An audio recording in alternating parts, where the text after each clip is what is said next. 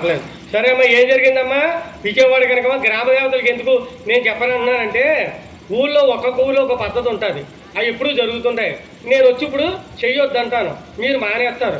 ఊర్లో ఏమైనా చిన్న ఇబ్బంది కలిగింది అనుకోండి, ఊరంతా ఏమంటారు తెలుసా, పలానా గురువుగారు వచ్చాడు ఇది చెయ్యొద్దు అన్నాడు, అంతేను ఊళ్ళో ఇబ్బంది కలిగిందే అంటారనమాట. అంతే ఆ మాట మనం తెచ్చుకోకూడదు కనుక గ్రామ దేవత గురించి మనం చెప్పకూడదు. ఎప్పుడు ఎలా జరుగుతున్నాయో అలా జరగండి. మార్పులు జరగాలన్నా అమ్మవారు మార్చుకుంటుంది, టైం ప్రకారం నెమ్మదిగా మారుతాయి. మిగతాది దుర్గాదేవి గుడి ఎక్కడ ఉన్నా నేను ఖచ్చితంగా చెప్పగలను. కోళ్ళు కొయ్యక్కలొద్దు, మేకలు బలిపక్కలొద్దు, అమ్మవారు ఏం చేయదమ్మా గుర్తుపెట్టుకోండి. ఎందుకని అమ్మ పేరు ఏం పేరు? శాకాంబరి, మాంసాంబరి కాదు ఆవిడ పేరు. ఇప్పుడు కోడిని అయినా మేకనైనా బతుకుండా తింటారు, చంపేస్తారమ్మా, కోసేస్తారు కదా. కోసేస్తే చచ్చిపోయిందా బతికిందా? ఇప్పుడు మనిషి ఉన్నాడమ్మా, శ్వాస ఆడుతుంది, శివం అంటారు. శ్వాస ఆడితే శివం, శ్వాస ఆగిపోతే శవాన్ని ఎక్కడ తీసుకుపోతారు?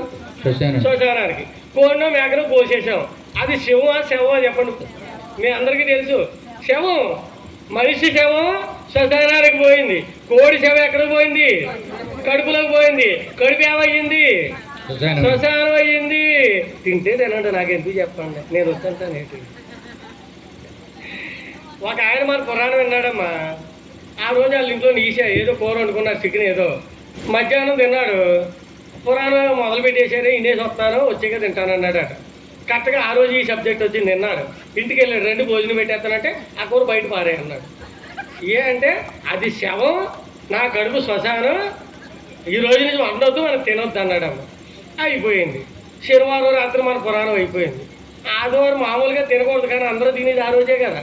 మన పాపాలు ఎప్పుడు చేయకూడదు, అప్పుడే చేస్తాం ఎక్కువ, అది కలియుగం కనుక.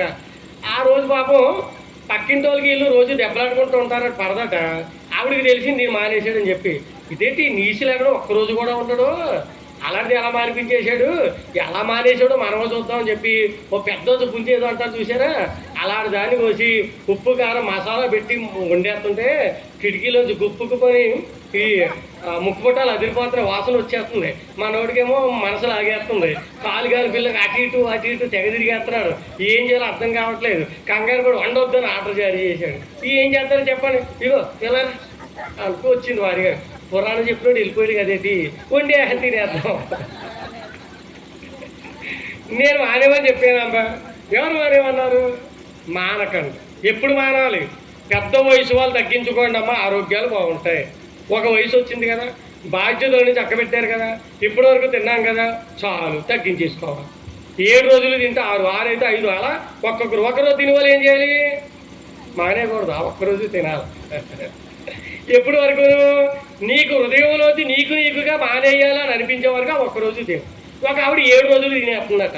అదే శనివారం తినరు కదంటే, ఎవరు తినక మా ఊళ్ళో సౌకర్యం దొరుకుతున్నాయండి, నేను ఎక్కువ తిన్నానండి. అలా తినేయకుండా అమ్మ నెమ్మదిగా తగ్గించుకోవాలి. పిల్లలు నీసు ఎక్కువ, పిల్లలు మానేస్తున్నారమ్మ.